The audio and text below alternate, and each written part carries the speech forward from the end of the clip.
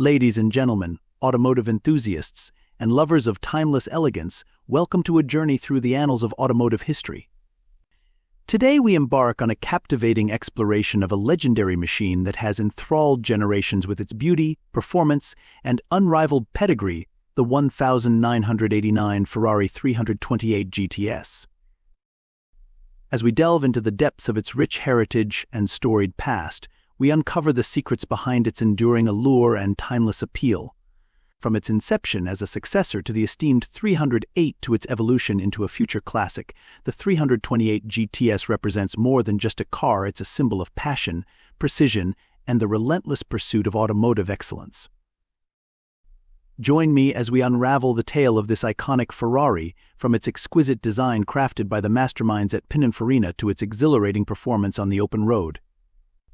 Together, we'll explore the legacy it has forged and the community of enthusiasts it has inspired, celebrating the magic that makes the 1989 Ferrari 328 GTS a true icon of the road.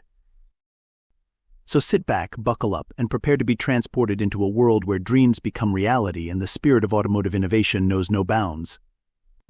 This is the story of the 1989 Ferrari 328 GTS, a legend reborn, a masterpiece in motion, and a symbol of automotive aspiration for generations to come. This superb right-hand drive 328 GTS Targa-topped convertible was supplied by Nigel Mansell Sports Cars in the Isle of Man to a Mr.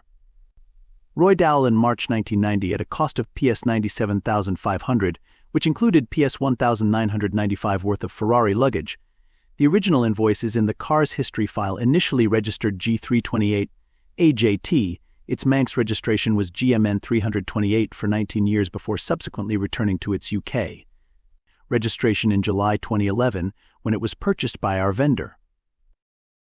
Having been dry stored for a considerable number of years, it has covered a mere 2,670 miles from new and is described as in generally good condition, although in need of mechanical recommissioning simply because it spent some time off the road. This classic Ferrari V8 engine sports car has an understandably small history file, containing Isle of Man registration and export documents, its Ferrari leather-bound book pack, containing Ferrari pre-owned booklets, owner's manual, service booklet, and dealership network booklet. AU.K.-supplied right-hand drive GTS is a rare find at this tiny mileage and has been guided to allow for the appropriate engine service to return to manufacturer's parameters. This could have been a record-breaking sale, a final year 1989 example delivered through Nigel Mansell's Ferrari dealership, a minuscule 2,760 miles from new, resale red with beige leather and red carpets. A right-hand drive car in a right-hand drive market. However, it was not to be. What happened? Rise of the V8. The 328 is the culmination of a series that started in 1973 with the 308 GT4, Ferrari's first entry in its line of mid-engine V8 sports cars. This series would change the future of Ferrari. The GT4 was intended to be a 2-2 addition to the Dyno 246 series. However, it soon became a stand-alone model. Originally badged and marketed as a Dyno, the 308 GT4 was quickly rebadged and sold as a Ferrari. The 3.0-liter V8 that powered the GT4 was designed and built by Ferrari. The body was designed by Bertone, built by Scaglietti, and assembled at Ferrari. The car was well-engineered and well-built, not fragile or finicky. Over 30 years later, the biggest complaints are a weak second-gear synchro and occasional spark plug fouling. Clients who balked at the GT4's styling and 2-2 configuration were placated 2 years later with the introduction of the 308 GTB.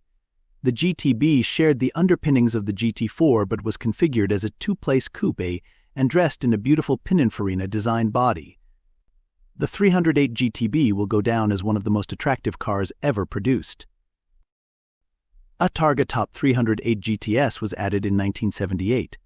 Escalating emissions standards required the Weber carburetors to be replaced by Bosch fuel injection for 1980. Additionally, a new Bosch electronic ignition system eliminated any spark plug fouling issues. A small I suffix was added to the car's name to indicate the new injected version. The fuel injection created a cleaner burning engine but also sapped horsepower.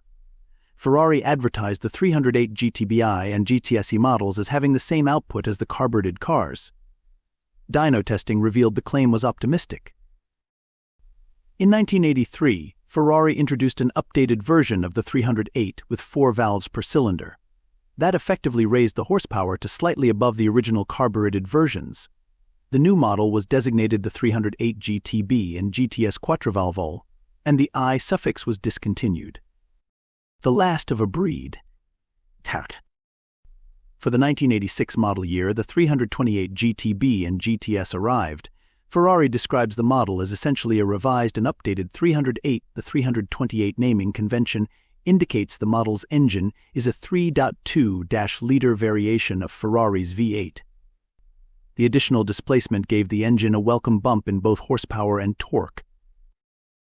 The 328 also featured new, better integrated front and rear bumpers in body color. Ferrari describes the modification as a softening of the 308's 70s era wedge design. New wheels and flush-mounted door handles were also part of the update. During the latter part of 1988 328.8 production, Ferrari made further updates.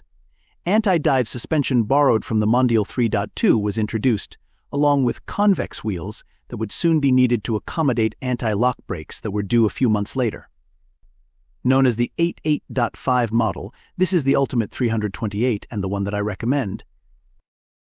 The final year came in 1989 when the 328 featured the 88.5 updates, plus ABS. While collectors covet the car for being a last-year example, ABS parts are scarce, which is why I prefer the penultimate version. A celebratory sale. Silverstone's auction was titled A Sale of Ferraris, held on National Ferrari Owners' Day, a celebration put on by the Ferrari Owners Club of Great Britain. The event was held at the Sewell Aerodrome, a vintage airplane museum and airfield. The 2021 event drew 600 Ferraris in attendance. Silverstone offered 22 Ferraris at auction. The selection ranged from a couple of 1973 Dyno 246s to a 2017 F12. An impressive 17 of the 22 inventoried Ferraris were sold. Low miles, questionable condition. The SCM Platinum auction database shows 6 328 GTS sales above $150,000 since mid-2020. On the surface, this car should have sold in that area. It is a final year example with just 2,760 miles indicated. It is the most popular red-tan combination, attractively contrasted with red carpets. The Nigel Mansell Ferrari dealer history adds a nice story. What's not to like? Silverstone notes the car is in generally good condition, an underwhelming description for a 2,700-mile car. They also note it needs mechanical recommissioning due to years of dry storage. The recommissioning would entail refreshing all the fluids, replacing some filters, and replacing the timing and drive belts. The tires will also need replacing. Add a couple of grand for the unexpected and the cost would come in around $6,000, not that much more than a routine major service. Right-hand drive is a bit of a wild card, desirable in an RHD market, but not desirable on the larger global market. Spotters tip 4 consecutive zeros in the serial number indicate a Ferrari is a non-U.S. model. US cars never have more than 2 zeros in a row. The price paid, nearly $109,000, is a lot of money for an average 328 GTS. Still, anyone following online auctions knows ultra-low mileage unicorn Ferraris are hot. They can bring 50% to 100% more than average mileage cars. That is what I expected from this sale until I examined Silverstone's pictures. A picture of the driver's seat showed extensive wear to the outside bolster. The wear was indicative of high mileage or excessive usage. Short of selling pictures of people sitting in a Ferrari, I cannot imagine how the seat got that worn.